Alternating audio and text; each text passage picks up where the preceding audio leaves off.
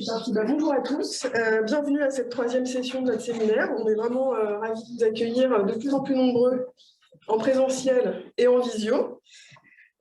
Aujourd'hui, c'est une session un peu particulière, dans le sens où on accueille deux intervenants, chose qu'on n'a jamais fait avant, et surtout des intervenants qui sont ni psychiatres ni psychologues. On a choisi d'articuler cette session, alors comme thème, c'est le numérique au service du maintien à domicile des sujets âgés. Et on a choisi de l'articuler en deux parties assez différentes, mais qui ont quand même comme fil rouge l'utilisation du numérique. Ce qui peut paraître un peu étonnant, parce que c'est vrai qu'à première vue, de manière caricaturale, moi la première, l'association entre nouvelles technologies et troisième âge n'est pas évidente. Je pense qu'elle souffre aussi beaucoup de préjugés et de préjugés, et y compris de la part des acteurs de terrain, et je m'inclus là-dedans. Mais c'est grâce à nos intervenants, l'idée c'est d'un peu d'aller au-delà des préjugés et de voir qu'il y a un nouveau champ assez extraordinaire dans lequel on s'engage, qui nous donne quand même de sacrées perspectives. Donc dans un premier temps, on accueille Jacques-Henri Léron, qui est fondateur de Présage. Présage, c'est un dispositif médical numérique de télésurveillance qui peut prédire, qui est basé sur l'intelligence artificielle et qui prédit le risque d'hospitalisation des sujets âgés au domicile, fragiles, dans les 7 à 14 jours. Donc il va nous parler de comment est venue cette idée incroyable, comment il la développe, quelles sont les voilà, comment ça se passe sur le terrain de manière très concrète. Dans un deuxième temps, on accueille Coralie, qui est art thérapeute ici même. Je continue, juste pour faire une petite phrase, qui va en fait nous faire un retour d'expérience sur une initiative assez chouette qui a été mise en place pendant le Covid, de sessions d'art-thérapie, via Zoom. Pareil, ça peut paraître complètement dingue, et on se dit mais ça peut jamais marcher. Mais grâce justement aux aides à domicile, à la formation de Coralie des aides à domicile, et voilà, va nous parler de cette expérience-là et quand même du sacré gain créé, notamment pendant la première période de confinement qui a surpris tout le monde. Donc je laisse la place à Jacques-Henri Léron, et puis il y aura un petit temps de questions après, je pense. Super, merci beaucoup Stéphanie pour cette introduction. Je suis ravi d'être avec vous. Ça fait plaisir de commencer à retirer les masques, les garder encore à moitié, mais dans quelques jours, on pourra retrouver des échanges comme ils étaient auparavant. Donc, Stéphanie a déjà tout dit, hein, donc je suis là pour répondre à vos questions, mais je vais quand même évidemment vous parler de la genèse, surtout comment en arriver à un dispositif numérique pour des personnes troisième âge bien avancé, qui sont à domicile et qui sont donc en risque d'hospitalisation non programmée. Alors, la jeunesse, c'est d'abord un parcours un peu personnel, c'est-à-dire que il y a une dizaine d'années, je me suis interrogé sur qu'est-ce qu'on pourrait faire pour aider la situation des personnes âgées à domicile, un peu par conviction personnelle.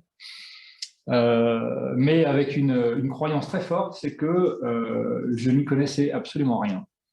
Et donc, la première chose que j'ai fait, c'est que j'ai travaillé principalement avec une vision hospitalière au début, pour essayer de comprendre qu'est-ce qui se passe, comment, etc.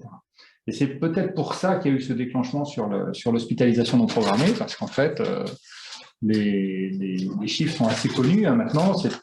Je vous parle de quelque chose qui était avant PAERPA, mais il y avait quand même le HCAM, le rapport HCAM sur le vieillissement en 2011. Il y avait quand même un corpus assez connu. Mais à l'époque, si vous voulez, on disait, de toute façon, une personne âgée, quand elle doit être hospitalisée, elle est hospitalisée. Puis quand elle arrive dans un établissement hospitalier, de toute façon, elle bouge tout le temps, donc on ne sait jamais vraiment. Et puis, vous savez, quand on tombe à 3 heures du matin et qu'on se casse le col du fémur, il n'y a rien à faire. Et ça, j'ai appris assez tôt que c'était complètement faux. En fait, ce n'était pas du tout ça qui se passait. J'ai eu la chance de travailler sur, on va dire, 2 projets importants dans une agence, une agence qui s'appelle la NAP, où j'ai travaillé pendant plus de 10 ans. Le premier projet, j'en ai un petit peu parlé, j'étais au comité d'évaluation de PAERPA, et donc j'ai pu, avec l'adresse, l'IRDES, et puis la petite dizaine des territoires, comprendre ce qui se passait, pourquoi, etc. Et je me souviens très bien avoir discuté avec la chef de projet à l'époque, qui était donc rattachée à la DSS. Donc la DSS, c'est le financement, c'est pas des gens qui font de l'organisation, mais voilà, on va dire, attends, si les auxiliaires de vie, elles avaient un moyen de collecter une information, là, c'était une fin de non-recevoir. Dans le cas des charges PAERPA, c'est pas possible, c'est pas prévu. Donc ça a été un petit peu les premières choses. Et puis ensuite, j'ai animé un projet national qui s'appelait Filière de soins. Je pense qu'aujourd'hui, on ne l'appellerait pas filière de soins, on l'appellerait modification du parcours des personnes. Et dans ce projet-là, on a animé une douzaine de collectifs, d'acteurs qui voulaient améliorer la prise en charge dans leur spécialité, mais il y avait la moitié de ces acteurs-là qui étaient sur les enjeux de la personne âgée, avec des réponses assez classiques du type « oui, mais bon, un problème hospitalier, ça se gère à l'hôpital, quoi, en fait ». Et on a développé des premiers concepts pour arriver à une idée très simple, qui est que un événement de santé, ça peut potentiellement être vu par un proche de la personne âgée, et que lorsque ce proche se pose les bonnes questions, potentiellement, on peut arriver à prédire que l'événement, c'est pas juste une petite douleur, un petit truc qui ne va pas, mais c'est potentiellement un événement de santé grave qui a un passage aux urgences. Alors pourquoi le passage aux urgences non programmé, c'est un problème? Vous le savez, je pense, mais c'est aussi bien de le rappeler. Il y a plus d'1,5 million de personnes tous les ans en France qui ont plus de 75 ans, qui sont fragiles et qui sont hospitalisées. Et vous le savez, quand on est hospitalisé, qu'on a plus de 75 ans et qu'on est fragile, eh bien, on a une chance sur 3 d'avoir une baisse dans notre autonomie, ce qui va avoir ensuite des conséquences à vie. Donc ça, c'est un point extrêmement important, c'est qu'il y a un lien entre un passage hospitalier et la trajectoire de vie après. Pour nous tous, autour de la table, il n'y a jamais de problème, évidemment, puisqu'on a des réserves physiologiques suffisantes, mais pour une personne fragile, par définition, les réserves sont amoindries et elles vont derrière créer eh bien, un début de perte d'autonomie, voire une perte d'autonomie durable. En France, c'est 9 ans, la durée de vie avec incapacité. On est champion du monde dans l'espérance de vie, mais on est aussi champion du monde sur ça. Et ça c'est très révélateur. Hein. Pendant près de 10 ans, la personne va avoir des incapacités qu'il va falloir accompagner à domicile, enfin tout ce que vous connaissez. Donc il y a un volume important, il y a une conséquence importante, et puis c'est aussi le premier corridor de l'admission en EHPAD. On a plus de 50% des admissions en EHPAD qui se font en sortie hospitalière de manière absolument pas anticipée, prévue, etc., avec les conséquences terribles qu'on connaît pour la personne, pour son environnement. Et ça c'est aussi un point important. Donc cet enjeu-là nous a paru extrêmement important.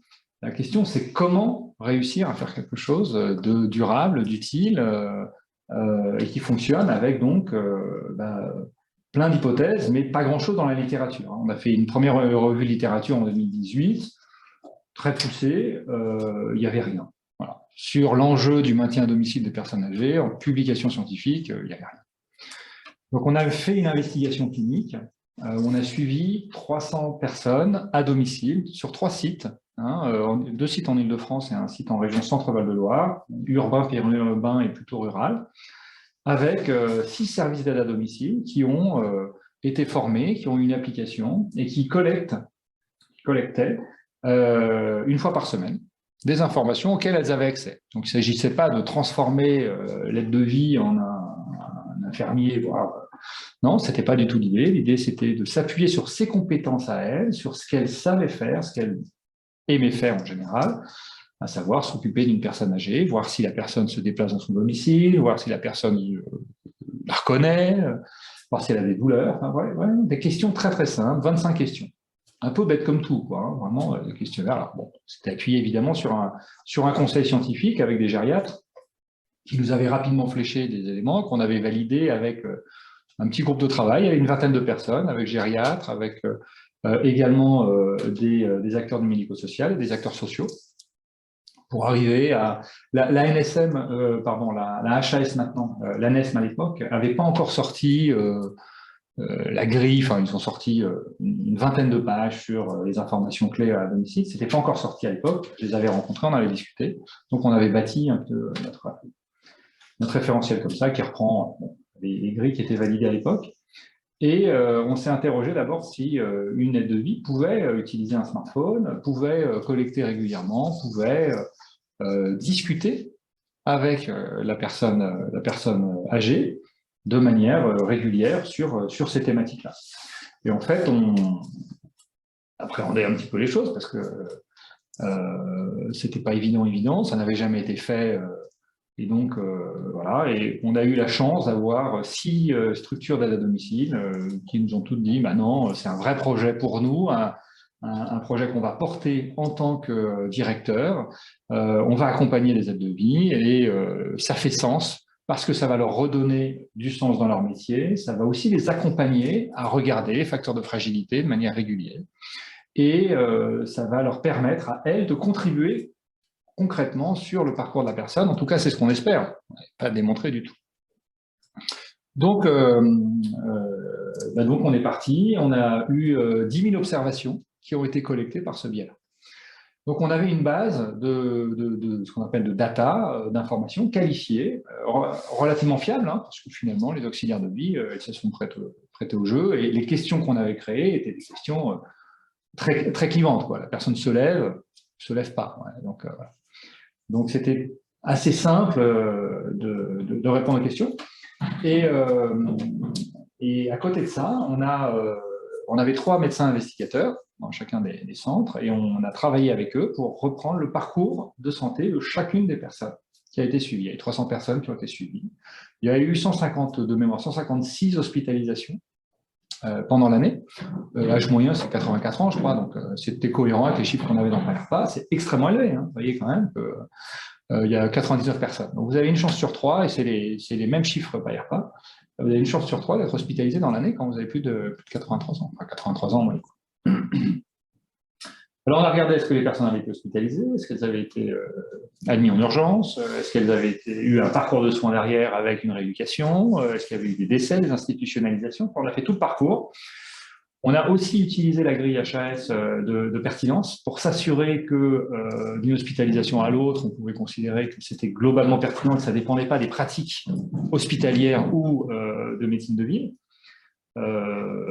On n'a pas eu de différence entre les centres, 80% de pertinence, quels que soient les centres. Et à côté de ça, ce qu'on a fait, c'est qu'on a mandaté une équipe de data scientists pour regarder eh bien, s'il y avait de la prédictivité qu'on pouvait tirer des nombreuses data qu'on a collectées, près de 250 000 données en tout, quoi, qui étaient collectées. Et là, on a beaucoup travaillé avec les data scientists. Alors, les data scientists, c'est toujours un peu compliqué parce qu'il y a un vrai buzz autour de la big data, etc. On a l'impression que parce qu'on a plein de data, alors on a des trucs super. C'est pas tout à fait vrai. La qualité de la donnée, c'est quelque chose d'assez fondamental.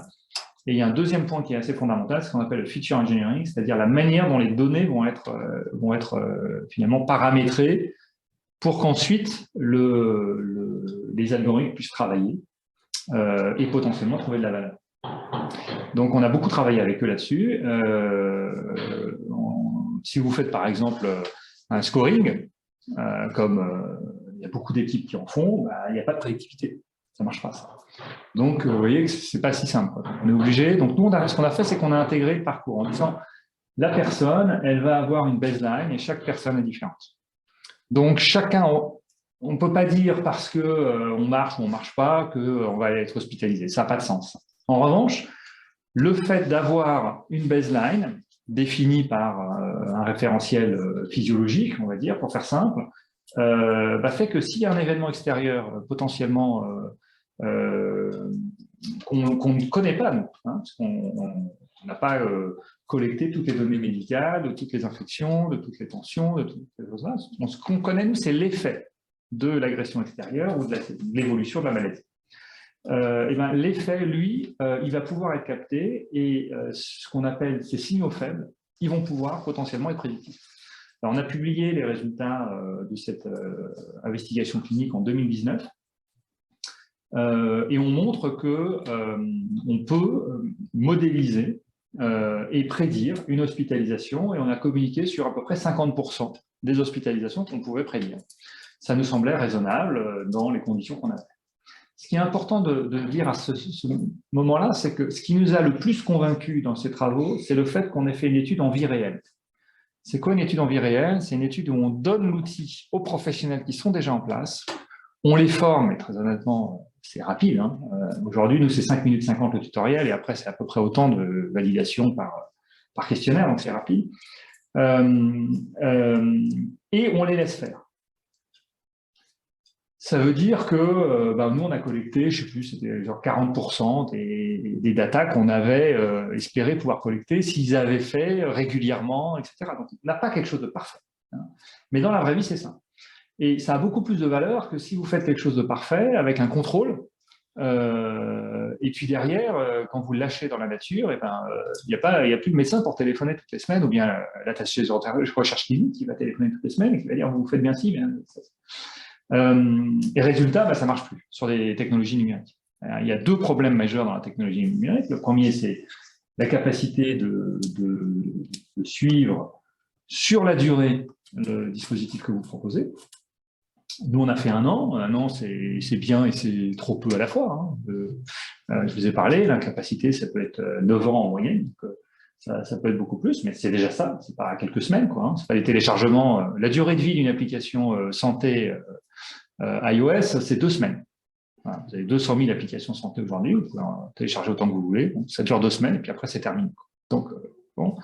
Donc ça, c'est la première difficulté. La deuxième difficulté, c'est qu'est-ce qu'on fait une fois qu'on a une information. Donc là, on a fait une deuxième investigation clinique l'année dernière, multicentrique également, en vie réelle, donc sur 3 territoires, en Île-de-France, donc à côté dans le Grand Versailles, en PACA, et sur le nord de la Bretagne. Et là, on a fait pareil, on a mis à disposition une application. Alors, on avait un petit peu progressé, puisque c'était l'année dernière. L'application est devenue dispositif médical numérique en 2020. On est maintenant, depuis 2 ans maintenant, avec un hébergeur de données de santé. On a à l'époque, c'était quasiment le cas, mais maintenant, un système ISO conforme ISO 13485, etc. Donc, ça avait un peu évolué, mais globalement, le questionnaire était le même. Il n'y a pas eu d'évolution sur le fondamental. Donc, on a doté, là encore, les services d'aide à domicile. On en a eu là 4, 2 à Marseille, 1 à Versailles et 1 en Bretagne. Et en plus, on a mis en place un dispositif d'alerte avec un dispositif d'appui à la coordination. Donc là, on avait sur Marseille, ce qui est en train de se fusionner en s'appelant DAC, donc la PTA d'avant et le dispositif d'appui à la coordination au 1er juillet de cette année. À Versailles, un dispositif relativement équivalent qui va devenir DAC, ils le savent depuis quelques semaines, mais qui était à l'époque financé par le conseil départemental, qui s'appelle la plateforme d'autonomie territoriale, c'est ce qu'ils ont dans les Yvelines. Et puis, on voulait faire à chaque fois des organisations un peu différentes, évidemment. Et puis, en Bretagne, là, on s'appuyait sur un SPASAD, donc avec les infirmières de coordination de la partie SIAD. C'est un gros SPASAD, hein, ils ont un peu plus de 700 ou 800 personnes suivies, et ils ont 6 infirmières de coordination. Et donc, on leur a, pareil, donné le dispositif avec, d'une part, le dispositif de collecte, et d'autre part, un dispositif d'alerte, donc là, avec un accès à 2 choses. D'abord, est-ce qu'il y a une alerte ou pas suite aux observations qui ont été réalisées et à l'intégration des algorithmes faits par présage. Et d'autre part, un point important qu'on appelle l'intelligibilité, c'est-à-dire la capacité qu'on a à expliquer au professionnel qui va recevoir l'alerte pourquoi il y a une alerte. Là encore, il y a pas mal de publications maintenant là-dessus, il y a beaucoup de dispositifs médicaux qui peuvent fonctionner. Je vais parler du problème d'attrition tout à l'heure. Il y a un deuxième problème, c'est que si un professionnel de santé éduqué reçoit une alerte en disant c'est comme si, c'est boîte noire, ça ne marche pas.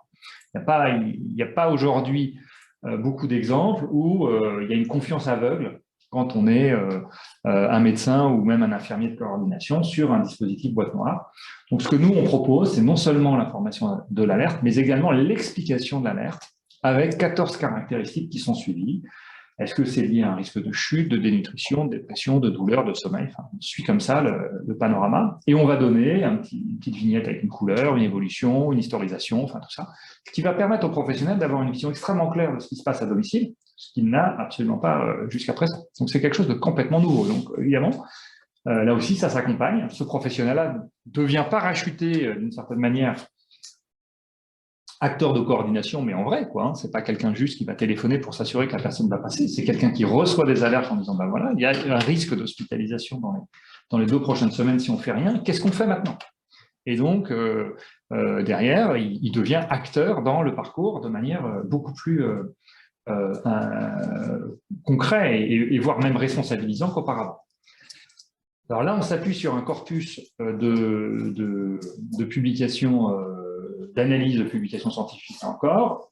Si on veut changer le cours des choses pour les personnes seniors, très âgées, on va dire, c'est-à-dire au-delà de 80 ans, il est important d'avoir un accompagnement d'un professionnel de santé. C'est pour ça que dans cette deuxième étude clinique, on a voulu qu'il y ait un infirmier, 90% c'est des infirmiers, il y avait un pharmacien. Voilà. On voulait qu'un infirmier soit destinataire des alertes. Et ensuite, qu'est-ce qu'il fait? Eh ben, dans 30% des cas, il revient vers le médecin traitant pour échanger avec lui, mettre en place, proposer la mise en place d'un parcours adapté, concrètement une consultation, une téléconsultation, une visite à domicile, enfin des choses vraiment basiques. Mais ça marche. Alors pourquoi ça marche? Vous connaissez certainement ce qu'on appelle les PROMS, Patient Related Outcomes Measures, qui sont aujourd'hui relativement bien établis dans la médecine, notamment en cancérologie, où on a montré maintenant, hein, c'est des études sérieuses, hein, plusieurs milliers de cas, des JAMA, enfin des choses un peu éprouvées, en randomisé. On a montré que si on demande de manière régulière, une fois par semaine, à un patient qui a une maladie chronique s'il va bien et qu'on lui pose les bonnes questions, le fait de pouvoir écouter ses réponses, ça va réduire la mortalité de 30%, ça va réduire les hospitalisations d'autant et améliorer la qualité de vie. Donc ça, maintenant, c'est bien établi. Donc en fait, poser des questions simples à quelqu'un, c'est pas juste pour lui faire plaisir. C'est que globalement, il y a un vrai avantage sur le parcours de vie. Et donc, dans cette deuxième étude clinique, on permet à l'infirmier de coordination de revenir 30% des cas vers le médecin traitant et 70% des cas vers un acteur social de coordination, un acteur social. Ça peut être par exemple de faire un bilan ergo, ça peut être par exemple de renforcer le service d'aide à domicile parce qu'il y a une fatigue, etc. Pour que eh bien, le cours des choses de la personne change. Donc là, les résultats, on va les publier dans les tout prochains mois. Hein. Donc l'investigation est terminée.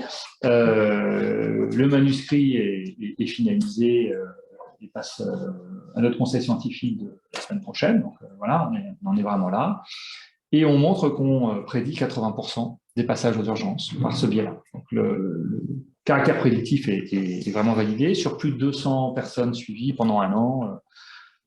Plus de 3000 passages qui sont suivis au domicile. Enfin, voilà. Et surtout, on a une spécificité, une sensibilité qui est bonne, qui est supérieure à 80%. Ça veut dire quoi? Ça veut dire que quand il n'y a pas d'alerte présage, vous avez 99,6% de chances de ne pas avoir d'hospitalisation. Donc en gros, vous avez 6 chances sur 1000 qu'il y ait une hospitalisation dans les prochaines semaines. Et ça, c'est extrêmement important. Ça veut dire que vous savez qu'il n'y a pas de problème. Vous pouvez mettre votre énergie, puisqu'il s'agit d'aider les professionnels à agir là où il y a des risques les plus importants. Vous pouvez mettre votre énergie là où vous allez avoir un facteur de surrisque important. On a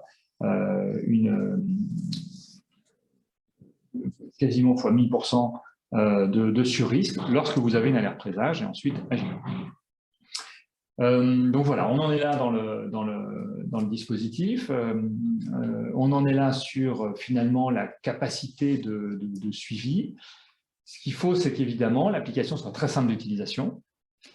Il y a des contraintes d'identité-vigilance importantes, évidemment, parce qu'il s'agit de s'assurer que la personne qui est collectée, c'est bien la vraie personne, etc. Donc tout ça, ça fait partie des contraintes réglementaires qu'on a en termes d'identité-vigilance et qu'on a mis en place. Alors, combien de temps il nous reste, Stéphanie? Écoute, on a 20 minutes. 20 minutes. Alors, peut-être je peux ouvrir un peu sur c'est quoi les prochaines étapes dans le cas d'un dispositif comme celui-là. Donc, on a, une fois qu'on a établi ce que je viens de vous dire, moi je dirais il y a deux grands axes qui sont potentiellement importants. C'est comment mieux associer l'ensemble des professionnels dans le parcours et dans le processus de décision, notamment le médecin traitant. Vous avez vu qu'aujourd'hui, on passe par un acteur de coordination qui ensuite revient vers un médecin traitant. Donc, on lance aujourd'hui d'autres organisations qui permettent directement au médecin traitant d'avoir l'accès à l'information. On a des taux d'alerte qui sont de l'ordre de 7 à 8%. Donc, ça veut dire que s'il y a une centaine de personnes qui sont suivies, vous avez dans la semaine 7 alertes à gérer. Bon, c'est complètement gérable. Donc ça, c'est le premier axe. Et le deuxième, c'est favoriser l'ensemble des acteurs autour de la personne, les autres professionnels de santé qui sont déjà en place potentiellement, et également la famille, les aidants, etc. Donc, il y a tout un volet qu'on a développé sur l'année dernière qui permet, comme on connaît les risques de la personne et qu'on connaît la caractérisation de ces risques, on peut se dire, s'il y a un risque de dénutrition, peut-être faut-il apporter derrière un conseil autour de la nutrition adapté au bon moment à la personne de proximité. S'il y a un risque autour de la chute, peut-être faut-il apporter des conseils. Ce n'est pas de l'éducation thérapeutique, mais vous voyez, l'idée, c'est de s'approcher de plus en plus vers des conseils ciblés vis-à-vis de l'environnement, sachant que la personne elle-même, elle, ne reçoit pas l'information. On n'a pas encore trouvé une manière de pouvoir diffuser des choses sur la télé. Peut-être qu'un jour ça viendra, les personnes auront l'habitude d'eux, etc. Mais c'est pas encore le cas. Donc on passe forcément par un tiers de confiance, par un aidant, soit un proche aidant. En général, c'est un enfant, voire la fille, si on prend les statistiques principales, mais pas que, ça peut être aussi éventuellement le conjoint, ne c'est pas trop la cible évidemment, ou un proche dans l'environnement, sachant que cette personne-là, elle est pas à domicile, donc la distance moyenne, c'est 30 km, la distance médiane, c'est plutôt 5 km. Donc ça veut dire qu'il y a 50% de ces gens-là qui sont à moins de 5 km de la personne aidée. Et puis, ça peut être également un acteur professionnel qui vient régulièrement au domicile ou qui peut potentiellement venir au domicile pour apporter de l'aide, apporter des conseils ou faire un certain nombre d'activités à la personne. Donc, voilà un petit peu où on en est sur ces deux champs-là.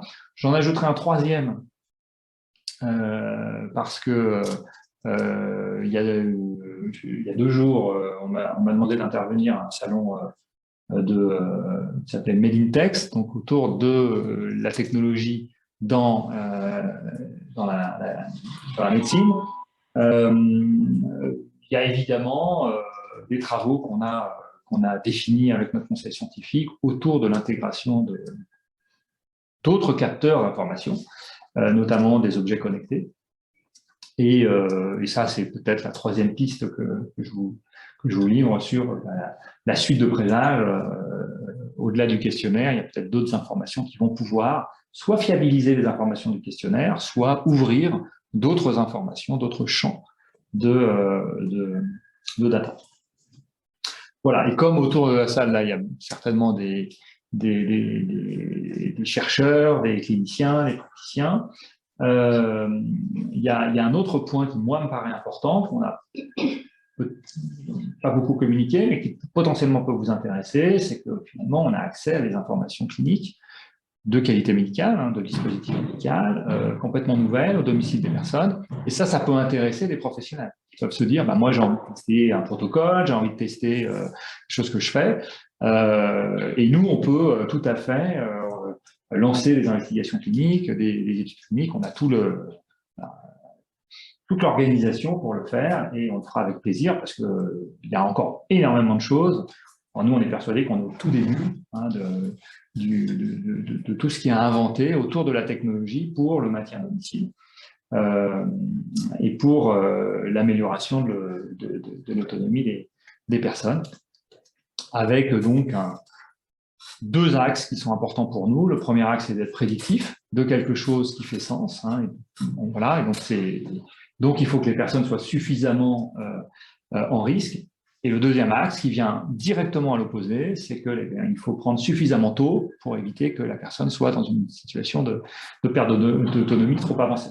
Et donc cet équilibre-là, il n'est pas évident. Aujourd'hui, nous, on a si vous voulez, notre indication, elle est sur la personne âgée fragile, et c'est principalement des GIR, on va dire, 4, quoi. Donc, soit ils sont en début de dépendance, et puis on va à 5, bon, ils sont pas encore, voilà, et puis on descend parfois à 3, puisque les équipes sont en place, etc., sachant que le GIR est très, très dépendant de la politique du département, donc c'est compliqué de s'appuyer trop là-dessus, mais on n'a pas grand-chose d'autre, donc voyez l'idée, et que, évidemment, on peut potentiellement augmenter le périmètre en intégrant d'autres informations.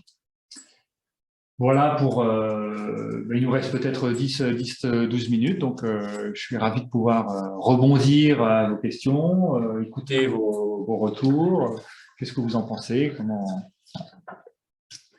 Excusez-moi, j'ai peut-être pas bien suivi, j'ai peut-être pas bien compris, mais finalement, comment arrivent les alertes? Est-ce que les questionnaires sont remplis tous les jours? Une fois par semaine. La régularité, c'est une fois par semaine. En fait, actuellement, c'est rempli par des aides à domicile, une fois par semaine. Et les alertes arrivent au plateforme. Oui. Est-ce que vous avez quelques minutes ou pas? Ben, je suis en conférence normalement. Là. Ouais.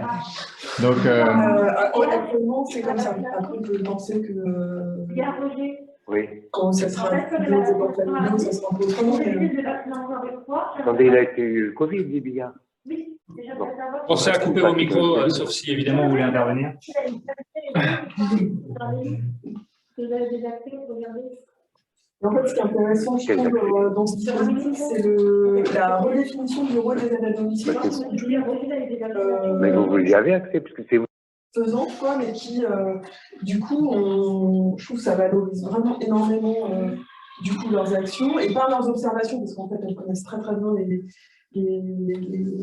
leurs idées sur des observations vraiment simples. Le questionnaire, c'est pas, on ne cherche pas à collecter de la donnée médicale, comme disait Jacques-Henri, c'est pas, on ne cherche pas à connaître les antécédents ou les médicaments, mais c'est des données de physiologiques, comme une photo, quoi. Donc c'est voilà, c'est ça, se lève, a mal, me reconnaît, est agressive.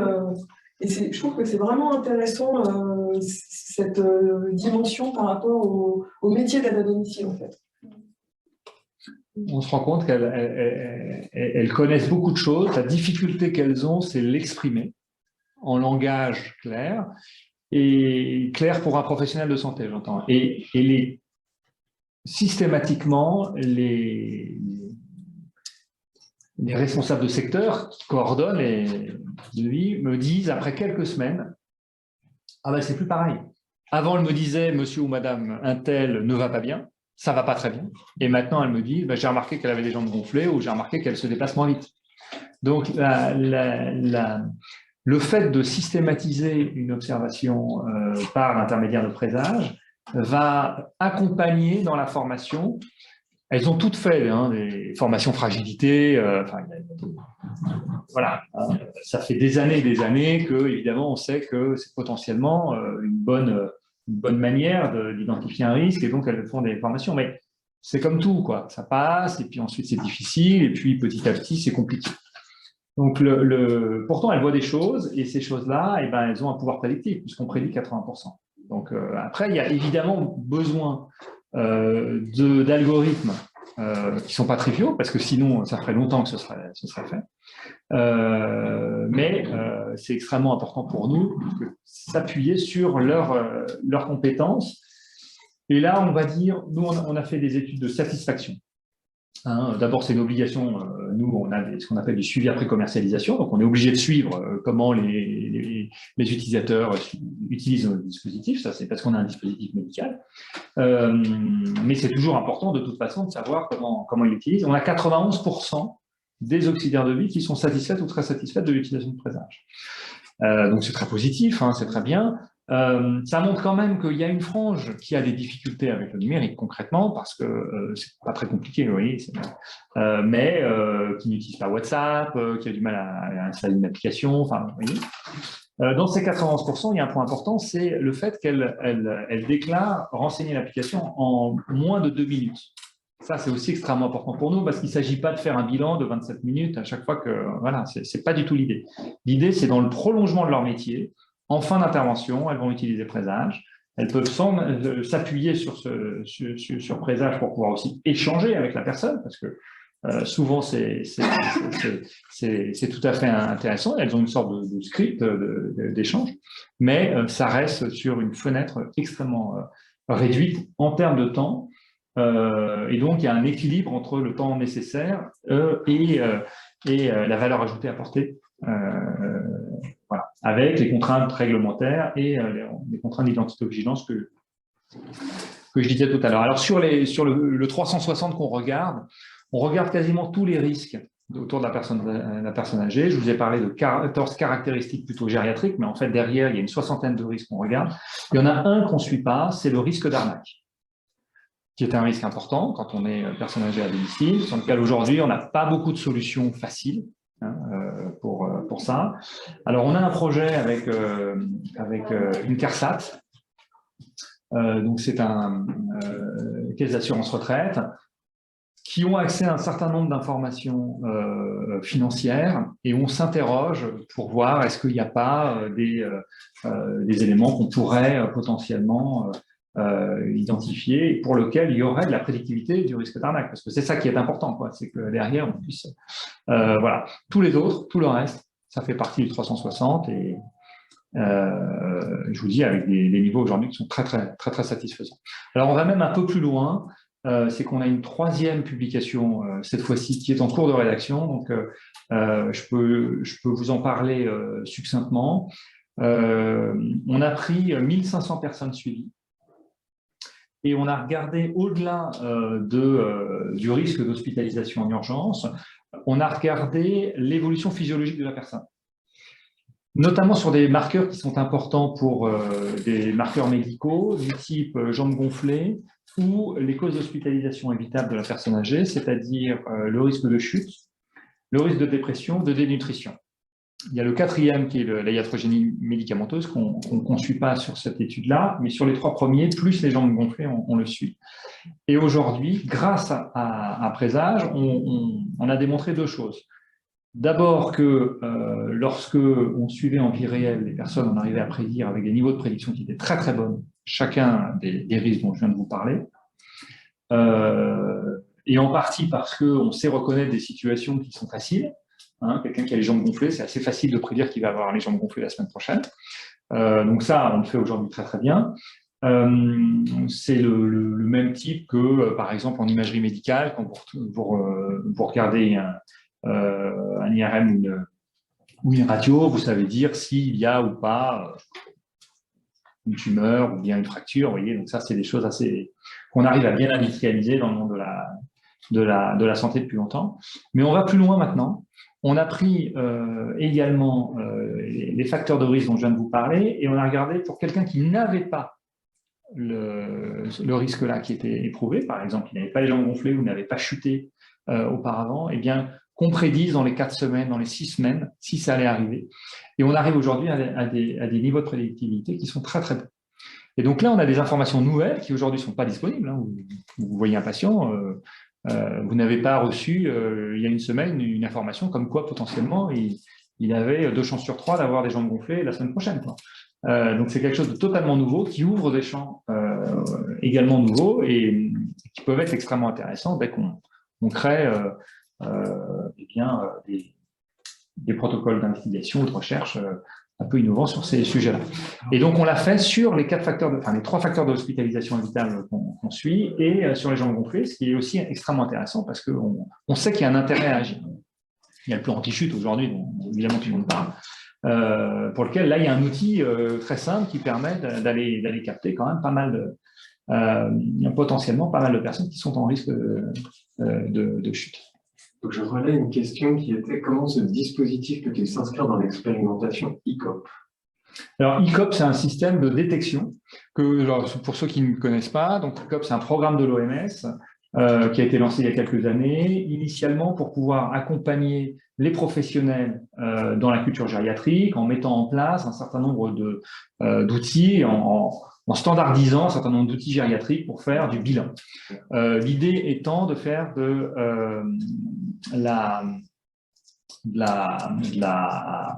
prévention et que lorsque vous avez un risque qu'une personne soit fragile, vous l'orientez vers, derrière, eh bien, une chaîne d'action avec le médecin traitant, avec un certain nombre de bilans plus poussés, etc. Vous avez 5 étapes dans ICOP.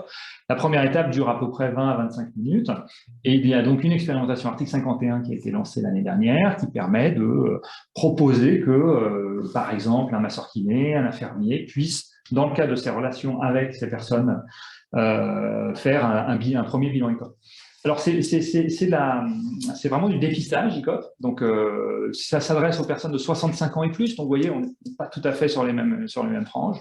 Moi, je considère que l'ICOP, c'est le début, quoi. Quelqu'un va rentrer dans le parcours de suivi de fragilité. Et ensuite, il s'agit de, derrière, pouvoir changer le cours des choses, quoi. Et là, on a besoin d'outils de suivi. On appelle ça la télésurveillance médicale. C'est assez moche comme terme. Malheureusement, mais c'est ce qui est écrit dans la loi, ça va peut-être changer, mais en gros, de faire du suivi continu de personnes à risque, c'est ça qui change le cours des choses derrière, comme un médecin traitant le fait. Sauf que pour ces personnes-là, je termine juste, voilà. Pour ces personnes-là, elles rencontrent déjà leur médecin traitant tous les 2 mois, et c'est entre ces 2 rencontres-là qu'on a un certain nombre de phénomènes de dégradation, d'état de santé, qui fait que derrière, il y a une hospitalisation dont on sait derrière les ravages qu'elle donne sur la situation de vie au retour. 2 petites questions. La première, est-ce que vous avez prévu qu'il y ait un feedback une fois qu'on généralise l'application pour que les données recueillies servent finalement à entretenir l'algorithme, voire même à le perfectionner? Oui, donc ça c'est la première question. Donc sur la partie algorithmique, on est sur l'intelligence artificielle figée. C'est important parce que c'est un dispositif médical, donc il s'agit que la NSM, très simplement, puisse se retourner vers nous à tout moment. Et voilà. En revanche, on peut faire des évolutions. Ces évolutions-là, on passe par une publication scientifique pour montrer que avant, on prédisait, je sais pas, 80 et que demain, on prédira 98 ou 95. Donc, on va changer l'algorithme et on fait une déclaration à un organisme notifié. Enfin, c'est comme ça que ça se passe chez nous, pour les dispositifs médicaux, pour pouvoir ensuite le faire. Et ensuite, on peut le faire. Mais il y a un devoir d'information et de publication avant de le faire. Okay. La deuxième, c'était, alors j'ai bien compris qu'il y a une valeur prédictive qui est très forte. Est-ce qu'on a pu démontrer par rapport à des populations qui n'ont pas l'application, finalement, un bénéfice en termes d'autonomie, diminution des hospitalisations, éventuellement score de gravité, éventuellement une du GIR? Alors, donc évidemment, si on veut changer le cours des choses, il faut le démontrer. Voilà, ça fait partie de Evidence Based Medicine. Donc, on lance cette année une étude multicentrique biréelle randomisée, avec 400 sujets qui seront suivis sans présage et 400 sujets qui seront suivis avec présage. Pour pouvoir avoir cette qualité-là, on est obligé de passer par là, ce qui est compliqué et coûteux et tout ce qu'on veut imaginer, et pas toujours adapté pour les dispositifs numériques dont on sait que tout va très vite, etc. Voilà. Donc, l'équilibre, si vous voulez, elle est sur la qualité des preuves cliniques qu'on apporte à un moment donné et de se dire, ben voilà, on va plus loin, mais On n'aura de toute façon pas de généralisation. Ce que j'entends par généralisation, moi, c'est remboursement, c'est-à-dire qu'un médecin puisse dire bah oui, il y a un bénéfice pour mon patient, donc je peux prescrire présage. On n'aura pas ça tant qu'on n'aura pas une étude multicentrique randomisée qui aura été publiée, qui sera lancée cette année. Pour autant, il y a des dispositifs un peu dérogatoires en ce moment qui sont ouverts et qui nous permettront de pouvoir quand même alimenter, parce que ça, c'est le verre, si vous voulez, à moitié plein. Le verre à moitié vide, c'est qu'aujourd'hui, vous avez finalement une question éthique. Il y a à peu près 600 à 700 000 personnes qui pourraient directement avoir un changement de leur trajectoire de vie aujourd'hui en France si elles utilisent les frésages. Donc voilà, il y a un équilibre à trouver au niveau du législateur. Je trouve, en France, il y a eu des évolutions récentes avec des articles dans la loi de finances de la Sécurité sociale 2022 qui permettraient, normalement, on n'a pas encore la validation de la HAS de ça, qui permettrait de pouvoir faire... Voilà. Et dans le cadre de cette randomisée, donc, vous trouverez notre protocole publié comme on le fait à chaque fois. Dans Clinical Trial, on suit les informations autour de la perte d'autonomie.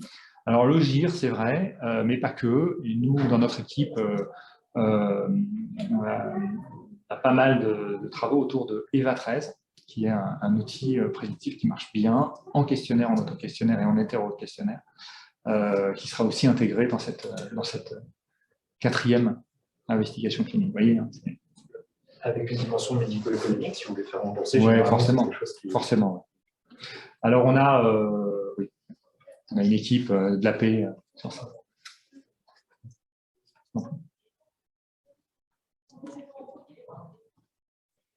À vous écouter, on a très envie que tout le monde s'y mette, quoi. Dans la domicile et les SIAD. Là, vous faites de la pub, comment ça se passe du coup, on va en parler Alors, on ne fait pas de pub, on n'en parle pas, on ne dit rien, ce qui est vrai. Hein. On est très peu présent sur les réseaux sociaux, etc. Parce que on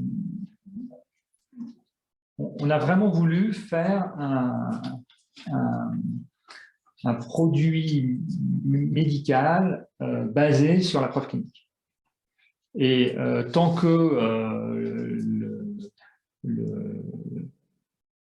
nos pairs ne nous ont pas validé, ce que je vous dis, hein, je parle d'une investigation clinique de 2021, là on est 3 mois après, c'est au sens du développement des dispositifs médicaux ou du médicament, c'est rien, c'est une seconde. Quoi. Donc, voilà. Donc là, on commencera à en parler de manière beaucoup plus à partir du moment où les papiers seront dans des grandes revues. Voilà. Donc là, ce ne sera pas moi qui le dirai, ce seront nos pairs qui auront validé que, etc. Mais on a quand même de bonnes... Voilà où on en est aujourd'hui. Alors, comment ça se passe? Quand même, oui, pardon. Non, ah oui, on va être pris par le temps, il y a encore une petite question. D'accord, mais juste, on fait quand même, aujourd'hui, on a une vingtaine de territoires qui utilisent le présage, et nous, on répond à toutes les bonnes volontés qui désirent vouloir lancer sur leur territoire présage. On a des financeurs aujourd'hui quand même, on ne fait pas ça que pour la possibilité qu'on a, on le fait aussi parce qu'il y a des gens qui croient en nous. Les premiers financeurs ont été les agences régionales de santé, ensuite des conseils départementaux, ensuite il y a des groupes, vous parliez des SIAD, qui disent, ben voilà, moi je l'intègre parce que ça doit faire partie de ma pratique. Je n'ai pas mis le doigt là-dessus, mais évidemment, c'est de la transmission ciblée qui fonctionne. C'est pas on écrit un truc, potentiellement on va après dire au téléphone, oublier, etc. On l'a fait, ça marche, clac, tout de suite l'infirmière de coordination à la formation, elle sait agir, etc. Donc c'est une autre façon de travailler et qui est différente, et donc il y a un petit accompagnement, hein. C'est pas trivial, mais globalement, dès que les équipes en place sont motivées, il n'y a aucun problème, ça se fait bien. Je pense justement qu'en termes de transmission ciblée, parce que c'est un peu la question qui est posée, oui. Voilà, ce serait très intéressant, me semble-t-il, de trouver une adaptation de l'outil pour ces autres domiciles que sont les EHPAD. Je pense qu'on pourrait imaginer pour la suite de l'hébergement, en termes de... Pour les EHPAD actuellement, on a deux projets en test sur la filière gériatrique. C'est-à-dire qu'il y a un lien fort aujourd'hui entre les établissements de recours et l'ensemble des EHPAD, et Présage est en train de tester. Hein. On est vraiment là dans les prémices, mais en effet, pour que le coordinateur de la filière gériatrique, donc en général une infirmière de coordination, qui gère 5, 10, 15, 30 EHPAD, voilà, reçoivent les alertes, puissent anticiper par exemple les risques d'hospitalisation et donc trouver des lits rapidement, puissent revenir, tiens, est-ce qu'il ne faut pas envoyer l'équipe mobile gériatrique pour pouvoir faire un accompagnement sur tel risque? Je ne vous l'ai pas dit, mais dans les 14 caractéristiques, on les suit aussi populationnellement. C'est pas français, mais voilà, on fait donc du suivi populationnel et donc on peut avoir derrière une stratégie d'accompagnement des professionnels par rapport aux enjeux qu'on a, dépression, chute, etc. Et donc ça, l'EMG s'en saisit, pas toutes les EMG encore, hein, on est au tout début, s'en saisit pour pouvoir ensuite mettre en place les actions qui vont bien. Donc, absolument, si vous avez, vous, des théâtres où vous voulez tester des choses, nous, on est là vraiment pour développer au maximum la valeur ajoutée clinique du dispositif. Ce qu'on peut dire, c'est qu'on mettra une adresse mail s'il y a des gens qui veulent te contacter en disposition, quoi. Bien sûr, avec plaisir. Écoutez, je suis ravi d'avoir pu échanger avec vous. Je vais rester pas très loin et je serai là pour l'heure du déjeuner si ensuite certains veulent poursuivre. J'espère que c'était bon en termes de connexion sur le Zoom pour les personnes qui étaient de l'autre côté. Et voilà, je suis à votre disposition et merci beaucoup. Merci. Bonne suite. Donc voilà, je suis Vincent Lapierre, je suis psychologue, je suis le directeur du CPS Paris et je vais vous parler un peu d'une initiative donc, très intéressante qui est en fait une initiative d'ADAP, pas du CPS. Coralie Bertrand est dans la salle, elle pourra répondre aux questions plus d'ordre pratique. Donc Coralie, elle est art thérapeute chez nous depuis quelques temps. Ça fait quoi, ça fait 1 an? Oui. Ouais. Travaille sur plusieurs projets et donc on l'a embarqué dans ce projet qu'on a monté avec ADAP. Donc Stéphanie, dans la présentation, tu disais que ça avait été démarré au moment du confinement, mais non, l'idée est venue au moment du confinement, et tu te doutes bien que comme toutes les bonnes idées, ça met du temps à se mettre en route. Donc je vais juste resituer un peu le CPS Paris pour ceux qui ne connaissent pas. C'est un centre médico-psychologique intersectoriel dont la vocation est la lutte contre l'isolement et la prévention du suicide. Dans ce cadre-là, on reçoit une population adulte, donc 16 ans et plus, peu importe la domiciliation, même si évidemment il y a quand même une question de rayonnement géographique, hein, l'essentiel de nos patients vient du nord-est parisien, mais le principe, c'est que dès le départ, on a été pensé comme complémentaire des lignes d'écoute, donc des lignes d'écoute solidaires et puis des lignes d'écoute santé aussi, hein, comme un accueil présentiel pour toute personne en souffrance psychique. Et donc l'intersectorialité, c'est peu importe où une personne est domiciliée, elle pourra être reçue ici et éventuellement accompagnée. Après, avant, on s'appelait Centre Recherche et Rencontre, on s'est ensuite appelé Centre Popincourt, et on s'appelle Centre de Prévention du Suicide depuis qu'on est installé dans le 20e arrondissement, donc ça fait 4 ans. Et ça nous a quand même amené, nous, à nous recentrer autour d'une mission de prévention du suicide et donc d'accueil et d'accompagnement de temps de crise, donc de devoir être très réactif, donc de devoir réduire nos durées d'accompagnement. Et je le dis parce que ça a son importance. Pendant très longtemps, on a été, comme beaucoup de centres comme celui-là, un centre de psychothérapie gratuit dans Paris. Je résume, hein. Mais donc, je dis qu'on est un centre médico-psychologique, on a un carton de psychiatres, pas de temps infirmier du tout, et essentiellement des psychologues et des ateliers d'art-thérapie. Et les ateliers d'art-thérapie, enfin en tout cas les ateliers à médiation artistique, ont toujours été une part très importante de l'accompagnement qu'on pouvait proposer, aussi bien dans le champ du soin psychique que du côté de la lutte contre l'isolement et de l'accompagnement vers des liens qui soient plus satisfaisants. Voilà, donc on a toujours été dans cette double dynamique et ça a son importance.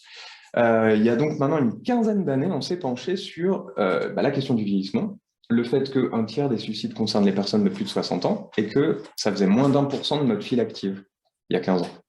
Donc aujourd'hui, on est à peu près à 25%, je crois.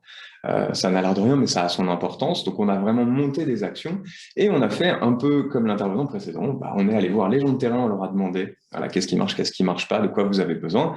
Et le premier truc qu'on a entendu, je ne l'apprends à personne, c'est il faut aller au domicile des gens, sinon vous les verrez jamais. Nous, on essaye d'orienter vers du soin psy des personnes qui nous disent qu'elles ont des idées suicidaires, qu'elles ont des idées noires, qu'elles vont très mal, qu'elles se sentent très seules, mais on n'arrive jamais à les amener jusqu'au soin. Je dis, je l'apprends à personne, je regardais Chantal au passage, parce que du coup, ça fait très longtemps qu'on se connaît, Chantal Potard, et on s'est rencontrés comme ça. C'était qui finalement va au domicile des personnes. Et c'est comme ça qu'on se reconnaissait. Il y avait un truc de... et donc, dans cette dynamique-là, on a développé plein d'actions au fil du temps géronto et pas forcément mis l'accent sur l'art-thérapie. Voilà. Et c'était un peu un mystère pour nous, et on s'est un peu demandé pourquoi. On s'est rendu compte que les personnes qu'on accueillait et qu'on suivait, on avait du mal à les faire revenir, parce que les temps d'atelier, ils sont chez nous plutôt en fin de journée, notamment pour que des patients qui ont une vie active professionnelle, ou etc., puissent venir. Et que les ateliers le soir, pour les personnes âgées, c'était pas super. Donc on a fini par monter quelque chose qui est pas de l'art-thérapie, qui est un accueil convivial et thérapeutique qui a lieu tous les mercredis, qui est un lieu qu'on a, nous, appelé, moi je dis les Misfits, c'est le lieu pour des personnes âgées en situation d'isolement ou en souffrance psychique qui ne trouvent pas d'endroit. C'est-à-dire que les clubs seniors, elles sont trop en difficulté dans leur capacité à nouer des liens pour avoir un bénéfice à y aller. Et puis d'un autre côté, souvent, c'est des gens qui n'ont pas de pathologie psychiatrique chronique connue, accompagnée, ils ne sont pas connus de leur CMP de secteur, ils ne sont jamais allés en hôpital de jour, et c'est assez difficile en fait de mettre quelque chose en place. Il y a aussi des gens qui ont parfois des troubles cognitifs débutants, mais des troubles cognitifs avérés, non, donc on se substitue absolument pas à un centre d'accueil de jour, bien entendu. Donc l'idée, c'était, ces gens qui finalement n'ont pas d'endroit pour eux, on va essayer de leur en créer. Et bien entendu, on a intégré la possibilité de proposer de l'art-thérapie, mais comme on a voulu vraiment faire un groupe très ouvert, où les gens viennent s'ils ont envie de venir, à partir du moment où ils sont inscrits, connus, que un clinicien du centre les a rencontrés, ils vont et ils viennent, comme ils veulent, dans ce temps qu'on appelle convivial et thérapeutique. Mais de temps en temps, on a fait des ateliers qui ont utilisé une médiation artistique. La difficulté, c'est de l'inscrire dans la durée, parce que l'art-thérapie, c'est pas non plus du one-shot. Je me tourne vers Coralie en le disant. Disons qu'en tout cas, ça rend quand même difficile de trouver un bénéfice thérapeutique à faire une séance d'art-thérapie. On va le dire comme ça. Et donc, j'en parle là parce que c'est un peu comme ça que Adapt Service s'est tourné vers nous, parce que eux, ils avaient très envie de proposer de l'art-thérapie à leurs bénéficiaires. Donc, Adapt, c'est un groupe privé d'auxiliaires de vie, en fait, de services d'aide à domicile. Et ils ont une antenne un peu pilote, qui est l'antenne du 17e. Et donc, dans ce grand groupe, c'est grand, Adapt, l'antenne du 17e, c'est un peu celle qui lance des expérimentations. Et là, ils leur ont dit, vous avez carte blanche, qu'est-ce qui a marché, pas marché pendant le confinement? Qu'est-ce qui vous semble intéressant? Et alors, je ne comprends pas comment, mais la responsable de cette agence, Sabrina Torey, elle s'est dit, il faut faire de l'art-thérapie. Tant mieux pour nous. Et il se trouve qu'elle a fini par arriver vers nous en demandant qui s'intéresse, qui fait quoi. On lui a parlé du pôle d'art-thérapie du CPS Paris, et donc elle est venue nous trouver en nous disant, qu'est-ce que vous en pensez? Est-ce qu'on peut imaginer quelque chose? Et nous, on a fait ce qu'on fait toujours dans ces cas-là, à savoir se dire, c'est intéressant, on n'a aucune idée d'à quoi ça va ressembler, mais on va essayer. Parce qu'on fait comme ça. Et donc, là, je vais vous parler de ce qui marche, mais je vais beaucoup vous parler de ce qui ne marche pas. Voilà. Mais le principe, justement, c'est qu'on est en train de construire avec eux, c'est en construction. On n'a pas non plus, par exemple, une de mes grandes frustrations, c'est que je ne peux pas vous montrer de production de ces ateliers parce qu'on n'en est même pas encore là. Ça va venir, mais on n'en est pas là. Donc, on est en train d'y travailler. Mais pour vous dire un peu, donc, le projet d'art-thérapie en visio à domicile, porté par Adapt, soutenu par le CPS Paris, il est financé par la conférence des financeurs, avec un budget qui date d'il y a plus d'1 an, mais on est sur la queue du budget. C'est-à-dire qu'on a mis tellement de temps à pouvoir se mettre en route. Je pense que tout le monde dans la pièce sait à peu près la tension qu'il y a pour les services d'aide à domicile, notamment en termes de recrutement, de maintien en fait, des accompagnements qu'ils font, de gestion des emplois du temps, que oui, ça a été un peu une lutte. Et puis de notre côté, forcément, on a aussi eu un long temps de réflexion entre nous sur à quoi ça pouvait ressembler en fait. Comment on va faire marcher ce truc-là? Parce que le principe, c'est, vous pourrez visiter après, la salle d'atelier, elle est juste en dessous de nous. Voilà, là, on est au-dessus de la salle d'atelier du CPS. Mais c'est vrai que nous, on a cette habitude d'un endroit qui est toujours le même, avec une régularité toutes les semaines, avec aussi une présence, parce que l'idée, c'est ce travail de groupe, il est aussi une manière pour nous d'amener les patients vers du lien, l'air de rien. Je dis l'air de rien, pas l'air de rien, ils savent qu'ils viennent dans un groupe, mais c'est vrai que l'art-thérapie, elle est à la fois quelque chose qui est une expression de son dedans vers le dehors, mais aussi quelque chose qui se fait en groupe. Et ça a son importance. Et du coup, on s'est notamment penché, nous, sur quelle médiation on pensait utiliser. Puis il se trouve qu'on a fait quelque chose d'assez mixte. Donc Coralie, qui travaille plutôt sur des ateliers d'écriture, a fait cette proposition et on l'a trouvé très adaptée. Et puis Hiroko Palmer, qui est art thérapeute au CPS aussi, qui elle utilise plutôt, c'est expression créative ça s'appelle, mais c'est plutôt du côté du modelage, travaille beaucoup la terre, mais aussi l'image, donc collage, peinture, etc. Elle a proposé quelque chose de mixte, avec évidemment, vous vous en doutez bien, des contraintes matérielles, parce qu'il faut que le matériel soit chez les gens. Donc vous imaginez bien que le bloc de terre, moyen. Donc, on a fait pâte à modeler. Voilà, mais une pâte à modeler d'adulte. On n'a pas fait de Play-Doh de toutes les couleurs. Quelque chose qui ressemble en fait un peu à de la terre. Hein. Voilà, c'est couleur argile, etc. Mais l'idée, c'était d'avoir du matériel adapté, de travailler aussi avec Adapt sur comment ça allait se passer. Et puis, surtout, le gros boulot qu'il y avait, et c'est la gageure, et c'est aussi ce qui fait que c'est difficile à faire fonctionner, c'était de former en fait les auxiliaires de vie à accompagner ces temps d'atelier. Grosso modo, elles étaient auxiliaires de vie, puis elles devenaient auxiliaires art thérapeutes d'un coup. Et ça n'a l'air de rien, mais c'est un gros enjeu. Et donc, c'est Roselyne Bourdarias, qui chez nous est psychologue et coordonne les ateliers Coralie et Hiroko, qui se sont chargés de penser, en fait, un programme de formation, évidemment court, hein, parce qu'on ne peut pas prendre beaucoup de temps aux auxiliaires de vie, et dégager toute une journée sur une formation, ce n'était pas possible, donc il fallait le faire sur une demi-journée. Mais quelque chose où voilà, il y ait la base qui permette ensuite, qu'en travaillant avec elle trouve quelque chose et elle sache en fait comment accompagner ce temps-là et cette manière voilà, de travailler autour de l'expression pour des personnes qui, il faut l'imaginer, hein, c'est beaucoup. Alors pour le coup, là en GIR, on est au-dessus de 3, enfin en dessous de 3, voilà, c'est 1, 2, 3, qui ne sortent pas, qui ne se déplacent pas et qui du coup, l'art-thérapie, on démarre vraiment de 0, voire moins de 0. On part de très très loin, ce qui supposait donc quand même que dans cet accompagnement, il y ait quelque chose qui soit vraiment travaillé en amont. Je me tourne vers Coralie, voilà, ça reste délicat. Ce qui est délicat finalement, c'est plus d'avoir des binômes bénéficiaires d'ADAP et auxiliaires de vie fonctionnels à l'heure des ateliers. Voilà, le truc c'est ça. Pour le reste, nous, notre équipe d'art thérapeute, elle est hyper au point. Vous voyez qu'en termes de visio, on a du matériel de pointe et que ça marche du feu de Dieu. En général, justement, c'est un ordinateur portable et donc les Hiroko et Coralie, elles s'installent plutôt dans la salle d'atelier. Voilà.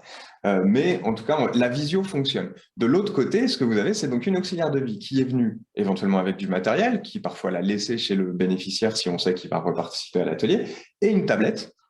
Et donc, avec la tablette, il va falloir donc se connecter, s'assurer que tout le monde entend, que tout le monde comprend, être à l'heure, ce qui déjà en soi est un enjeu. Et puis, derrière, effectivement, comment le relais se fait. Et puis, l'enjeu, et je pense que pour l'instant, je me tourne encore une fois vers Coralie, on n'y est pas encore trop arrivé, mais l'enjeu, ça va aussi être qu'il y ait des échanges éventuellement entre les participants. Et donc, je ne sais pas si ça marche, ça. Pour l'instant, c'est un petit peu compliqué, puisque effectivement, la compréhension de comment fonctionne Zoom, la tablette, ça reste un peu flou. Notamment le changement d'image quand quelqu'un parle. Ah oui. Je pense que c'est un peu compliqué de comprendre qu'il y a plusieurs personnes qui sont là et qui s'adressent à qui, notamment. Donc ça fait partie effectivement des problèmes que les aides à domicile peuvent soutenir et aider à. Oui, c'est vrai qu'on a besoin des aides à domicile, aussi bien sur la technique, clairement, que sur l'accompagnement du côté de la médiation artistique. Et donc, voilà, on est encore, on va dire, à balbutier autour de ce dispositif. Mais voilà, en termes de réponse, les retours qu'on a d'ADAP et des auxiliaires et même des bénéficiaires, ils sont vraiment très positifs. Même si on a l'impression que finalement, ça ne prend pas comme on espérait que ça prenne, il y a déjà une dynamique, on va dire. Et puis, moi, je pense que, voilà, là, je profite que Sabrina Torres ne soit pas là, pour le dire. Non, mais je pense que pour eux aussi, c'est un enjeu dans le sens où ça peut aider, par exemple, à fidéliser des auxiliaires de vie. Parce que ça leur donne aussi une valeur ajoutée au travail qu'elles font. Ça valorise aussi ce rôle qu'elles jouent. Parce que c'est vrai que le nombre de fois où on entend l'aide à domicile, voire la femme de ménage, parce que ça c'est un grand classique. Je pense que de les faire participer en fait à un atelier qui a une visée thérapeutique, ça fait vraiment d'elles des auxiliaires de vie. C'est-à-dire que c'est vraiment ça aussi leur métier, c'est ça leur rôle, et c'est aussi vers ça qu'on veut tendre. Donc nous on trouvait ça assez intéressant. Il se trouve que justement les auxiliaires de vie qui ont été formés, à quelques exceptions près, mais à leur corps défendant, parce qu'il y en a une qui vraiment avait beaucoup accroché et qui finalement n'a pas pu continuer, mais pour des raisons administratives. Mais pour les autres, en tout cas, ouais, c'est un vrai bénéfice, en tout cas, voilà, à participer à ça. Bah, ajoute tout ce que tu veux. Tu peux venir aussi si tu veux, Coralie. Ça va, pour les aides à domicile, leur présence est d'autant plus importante que moi, je me questionne beaucoup via l'écran la question du lien de la relation en fait, entre l'art thérapeute et les participants. Donc la présence est d'autant plus importante puisqu'il y a au moins quelqu'un physiquement qui est là, qui incarne quand même quelque chose, puisque finalement à travers l'écran on perd beaucoup. Énormément. Quand on a quelqu'un en face de soi, parfois on a l'impression que rien ne se passe, mais qu'il y a quelque chose qui se passe, qui nous échappe. Ouais. On est là pour accueillir et entendre quelque chose. Et finalement, à travers l'écran, c'est un peu creux, c'est un peu vide. Ouais. Donc là, les aides à domicile, elles sont vraiment là pour soutenir quelque chose et c'est très très important. Leur présence est vraiment importante. Bah oui, c'est vrai qu'en termes, vraiment en termes cliniques, c'est tout ce que tu manques en fait de ce qui se passe pour le patient pendant l'atelier, quand il y a un écran interposé, quand en plus il y a une faible maîtrise de l'outil numérique et de la communication par ce biais-là.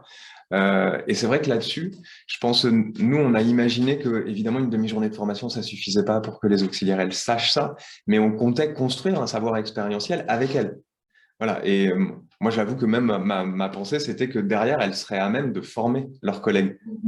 Voilà, en tout cas de transmettre quelque chose, comment ça se passe et comment ça peut se travailler. Et justement, entre vous, est-ce qu'il y a un débrief après entre vous et l'auxiliaire de vie, puisque vous dites à l'écran, on ne saisit pas tout, mais l'auxiliaire de vie a pu observer des choses. On met des petites réunions en place, effectivement, pour pouvoir en parler. Encore une fois, c'est compliqué de réunir tout le monde, leur charge de travail et la nôtre. C'est compliqué, mais on fait ce qu'on peut, effectivement, pour échanger au maximum, pour voir ce qui se passe et comment améliorer les choses. En fait, c'est une remise en question perpétuelle. Mais c'est ça qui est chouette, c'est que vraiment, on le construit au fur et à mesure qu'on le fait. On avait pensé ça, et puis on l'avait évoqué, et puis on s'est dit, oh, peut-être une réunion mensuelle, ça suffit. Et puis, même la réunion mensuelle, on ne l'a pas mise en route tout de suite. Et parce qu'on n'y arrive pas, hein, effectivement, c'est vraiment la difficulté. Et puis même, je pense que pour que ça prenne au début, une réunion mensuelle ne suffit pas. Voilà, c'est ce qui était soulevé là, c'est l'idée, il faudrait pratiquement un débrief à la fin de chaque groupe. Je mets groupe entre guillemets, parce que c'est vrai que c'est pas des groupes, mais c'est des groupes. Et il faudrait presque un débrief et toutes les auxiliaires ensemble, ce serait super. Voilà. Ça n'est pas possible. Voilà. Donc mais c'est ce bricolage-là qui nous a intéressés dès le départ. Voilà, c'était comment on allait faire. On savait que de toute façon, c'est le principe de, on n'allait pas faire de mal. On serait peut-être limité dans le bien qu'on pouvait faire, mais on savait qu'on ne ferait pas de mal. Voilà. Ça, c'est toujours un bonheur quand on peut faire comme ça. Mais après, oui, on essaye de faire le mieux possible. Et c'est vrai que là, en ce moment, on mesure à quel point c'est tendu pour les SAD, en fait. Et ça les empêche, et je sais que c'est une grande frustration pour eux aussi, quoi, très clairement. Mais on ne lâche pas, quoi. Hein, l'idée, c'est qu'on tienne, qu'on inscrive cette régularité, parce que je pense qu'en elle-même, elle apporte beaucoup. Et puis, on va voir. Moi, je trouve que c'est hyper porteur d'espoir quand on entend parler de ça. Enfin, moi, je suis psychiatre, j'interviens aussi, et c'est vrai qu'on se rend compte du degré d'isolement, de la difficulté à faire venir, et puis du manque de lieux, de toute manière, correspondants. Ouais. Quand tu parles de bricolage, ça nous parle bien, parce qu'on n'a jamais... Enfin, les patients sont dans une situation unique à chaque fois, et on se dit, on a du mal à aller voir quelque part. Ouais. Il n'y a pas beaucoup de lieux quand même. On peut faire du lien et du soin au travers des médias. Voilà. Donc moi, je trouve ça très porteur d'espoir. Et je me demandais, en vous écoutant parler, moi, je trouve ça hyper important, l'aide à domicile, et je trouve que ça lui donne, ça donne du sens dans son travail et tout ça, mais je pensais à un peu autre chose. s'appuyer sur l'entourage, sur les dents, Ouais. pour faire ce genre d'atelier. Est-ce que Ça a fait partie des pistes.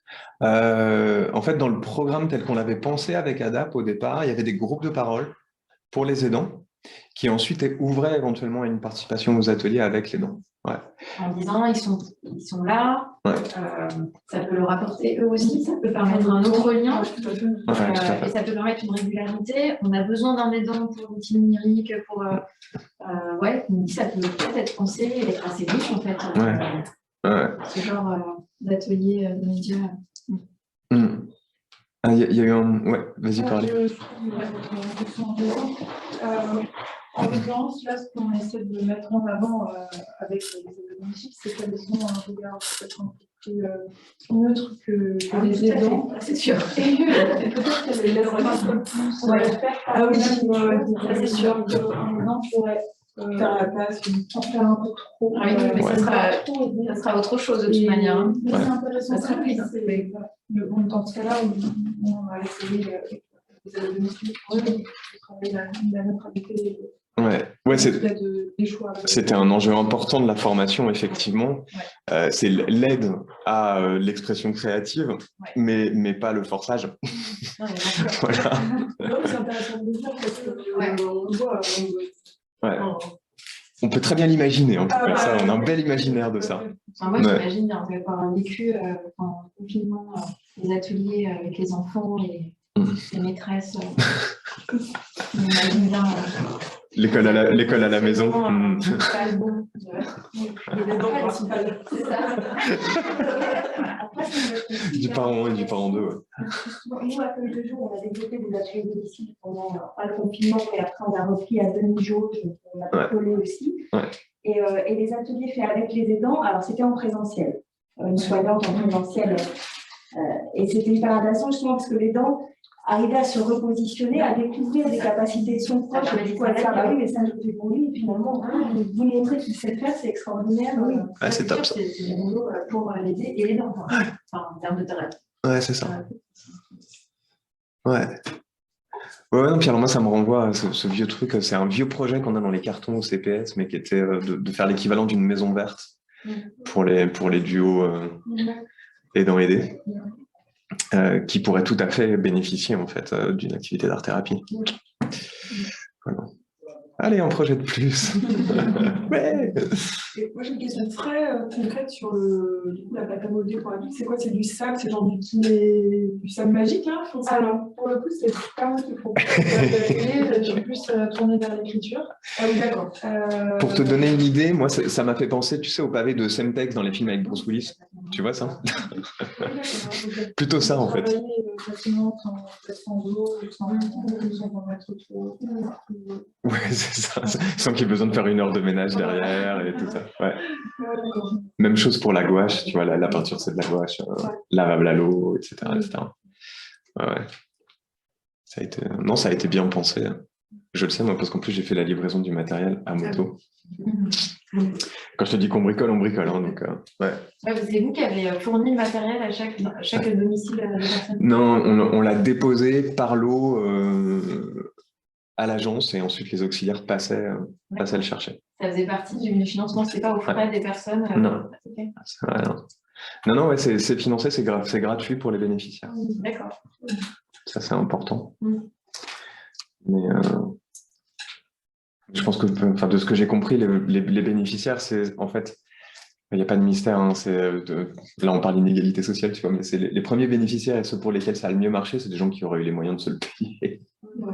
Et on va y venir après. Tu vois, on va construire le truc une fois que c'est bien rodé. Je pense qu'on pourra le proposer à des publics pour qui c'est plus difficile. Et c'est probablement aussi parce que le rapport à l'art, en fonction du niveau socioculturel, mais bien sûr. Bah ouais, le rapport à l'art, au numérique, à tout ça, hein, moi je pense que à avoir de la place chez soi.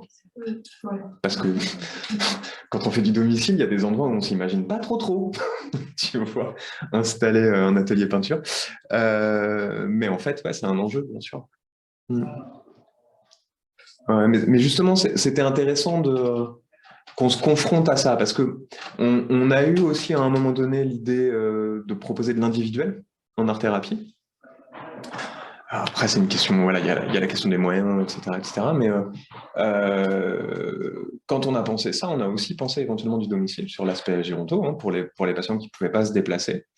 Moi, finalement, je trouve ça intéressant qu'il y ait une médiation supplémentaire.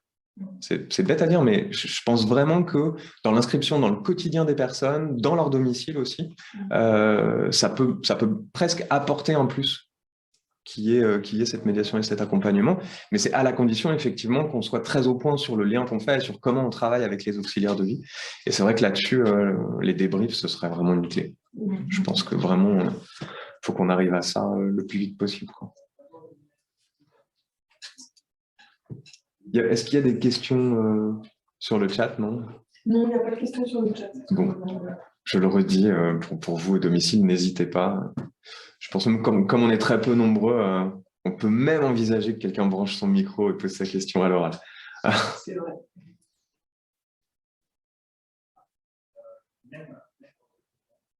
J'ai fait très court, je suis en train de voir là. Mais c'est pas mal. C'est pas mal aussi, hein.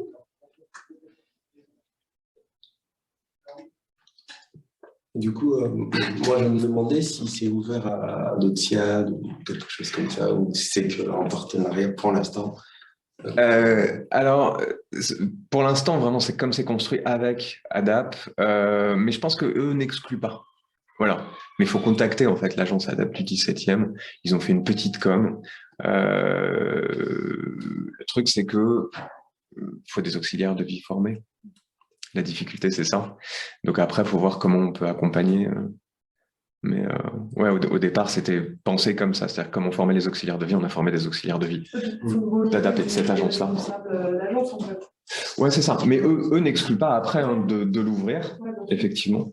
Mais ça supposera, par exemple, que nous, notre équipe, forme les auxiliaires de vie d'un autre service, etc. C'est pas impossible. Mais c'est pas simple.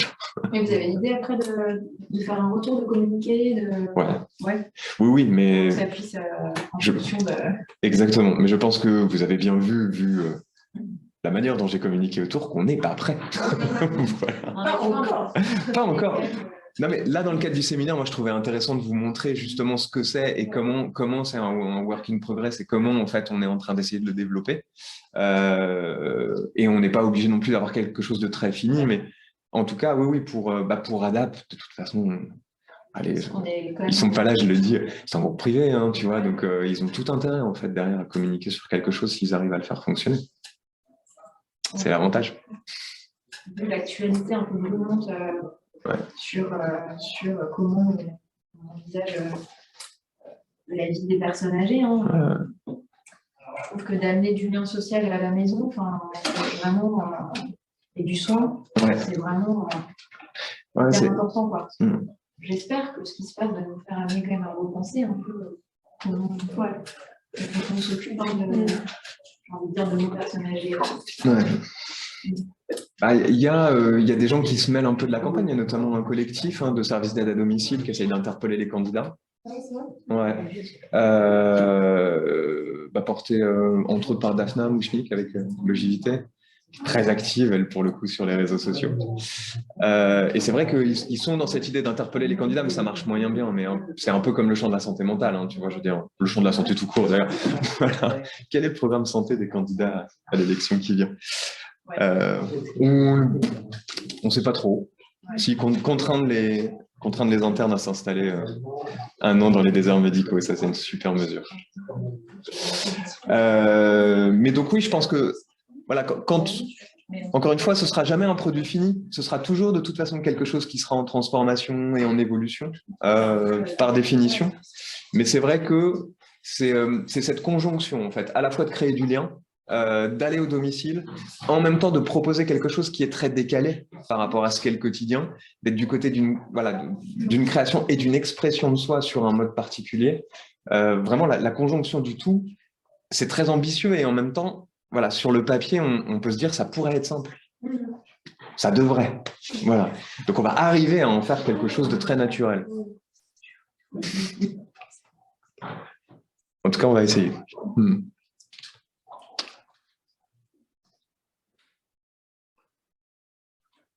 Bon. Pas mal. Du coup, moi, j'étais aussi sur un projet similaire un petit peu, qui n'a pas abouti. C'était avec la conférence des financeurs aussi. Ouais. L'idée, c'était de pouvoir utiliser aussi l'art un peu en tant que médiateur auprès des publics qu'on accompagne à domicile, qui sont qui vivent la solitude. Ouais. Et c'était de présenter du coup l'art un peu. Il y avait des présentations qui allaient être faites de tel artiste sur son œuvre, etc., aux personnes. Donc, bon, ça, c'est pas fait, mais là, je trouve d'autres moyens pour le mettre en place quand même. Ouais. Et puis, je vais voir un petit peu, parce que je sais pas si vous connaissez Jardin Numérique. Ouais. C'est eux qui proposent un peu le truc. Voilà, moi, j'avais cette idée un peu d'intégrer un peu l'art dans l'accompagnement, puisque après, effectivement, quand on va voir les personnes à domicile, ils vont s'exprimer sur ce qu'ils vivent, sur leurs difficultés. Mais après, comment ils s'en sortent de ça, il y a les médicaments, ça fonctionne pas toujours. Enfin, si vous voyez ce que je veux dire, mais il n'y a pas que ça. Il y a l'autre côté aussi, où la partie non médicamenteuse qui pourrait aider un peu à sortir de ça. Mais bon, voilà, pour l'instant, c'est en cours, et puis je vais voir comment je filouter pour... Filouter, bricoler, pas filouter, bricoler. On bricole. Non, mais oui, effectivement, moi, je pense que... Alors, il y a la question de l'accès à la culture, qui est un truc qui se travaille depuis... Déjà avant le confinement, et je pense encore plus maintenant, sachant que se pose la question de la médiation. Moi, c'est toujours un truc qui m'a marqué, ça, parce qu'en fait, des documentaires super intéressants à la télé, il y en a plein. C'est juste que, voilà, moi, je vais m'endormir devant un documentaire très tranquillement. Voilà. Alors que quelqu'un qui m'en parle... Tout de suite, c'est très différent. Et puis surtout, s'il y a quelqu'un de présent. Parce que moi, je pense qu'il y a ça aussi, c'est la médiation au domicile. C'est-à-dire que s'il y a quelqu'un de présent avec qui je peux en parler, c'est aussi encore différent. Et puis alors, si en plus on m'emmène voir une expo, alors là c'est royal. Et il y a, je ne sais plus comment elle s'appelle, cette asso qui propose ça. Culture à l'hôpital. Arts. Il y a Arts et puis il y a Culture à l'hôpital qui font pas mal d'actions. Donc moi je pense qu'il y a ça. Mais là en plus on est vraiment sur l'aspect d'art-thérapie. On a vraiment tout. C'est ça qui est top, quoi, je trouve. Mais c'est vrai que l'ouverture en fait sur autre chose que le quotidien et le fonctionnel, c'est vachement important, y compris pour les auxiliaires de vie. Finalement, le soin se résume qu'au fonctionnel. Et puis après, on est quand même beaucoup là-dessus, de ça à travers n'importe quel média, finalement, aiderait à carrément les personnes à réinvestir la vie. Ouais, c'est ça. Et le dehors, c'est aussi une manière d'amener du dehors chez elles et peut-être de leur donner envie d'y retourner, parce que il y a aussi quand même beaucoup de gens qui, avec des aménagements, peuvent sortir de chez elles, mais ne le font pas. C'est quand même un grand classique, parce que tout à l'heure, moi, je vous parlais de l'accueil convivial et thérapeutique. Notre truc, ça a été toutes les résistances qu'on rencontrait. C'est-à-dire que c'est tout ce qui faisait que, oui, je vais essayer, puis finalement, je le fais pas. Et donc, il y avait tout. Le transport, l'horaire, le machin, je peux pas marcher toute seule dans la rue. Donc on a par exemple une flopée, on a une horde de stagiaires psycho qui fait les accompagnements, qui vont chercher tout le monde. Comme on est un CMP, on peut faire des bons de transport, donc il peut y avoir des VSL, etc. Donc on l'avait vraiment pensé comme ce truc-là, parce qu'on rencontre un nombre de résistances en fait à sortir qui est hallucinant. Parce que les choses se sont cristallisées quand même. Pas mal. Ouais, c'était déjà le cas avant le Covid, mais alors depuis... Au niveau du coup, c'est un peu horaire d'auxiliaire de vie, finalement, de travailler avec une société d'auxiliaire de vie. Alors en fait, là c'est ADAP, effectivement. Je rebondis sur la question, il demande ça dans question, c'est bien ADAP, mais tu peux juste donner les hélices. ADHAP, et c'est l'agence du 17e. Voilà, c'est ADAP Batignolles. Mais du coup, voilà, le siège du groupe était impliqué, quoi. C'est l'idée c'est un projet pilote. Si on arrive à faire marcher quelque chose, ce sera peut-être généralisé. Ça se trouve, on fera des ateliers d'art-thérapie en visio à Maubeuge l'année prochaine. Ouais. Ce serait super, moi on est pour. Je me tourne vers Coralie. Tu es prête à voyager numériquement. Ouais. Donc voilà, c'est ADAP qui porte. Donc le financement de la conférence des financeurs est allé chez eux. Et en fait, nous payons nos art thérapeutes. Eux payent. Nous payent. Vincent, allez. Eux payent nos art-thérapeutes. Pour l'instant, c'est comme ça que ça se passe. Et pour les personnes à domicile, elles vous rémunèrent comme finalement. Non, ils ne nous rémunèrent pas. Non, c'est en fait, c'est ADAP, enfin, c'est la conférence des financeurs qui finance via ADAP l'ensemble du dispositif. Donc, ça paye aussi bien l'auxiliaire de vie que l'art-thérapeute chez nous. Donc, chez les bénéficiaires, c'est déjà qui est en plus du plan d'aide habituel. Parce que je me disais, il faut aussi avoir un plan d'aide qui permet de faire le quotidien, les repas, faire en attente aussi, plus. C'est ça. Non, c'est en plus du plan d'aide de base. Ce qui est top.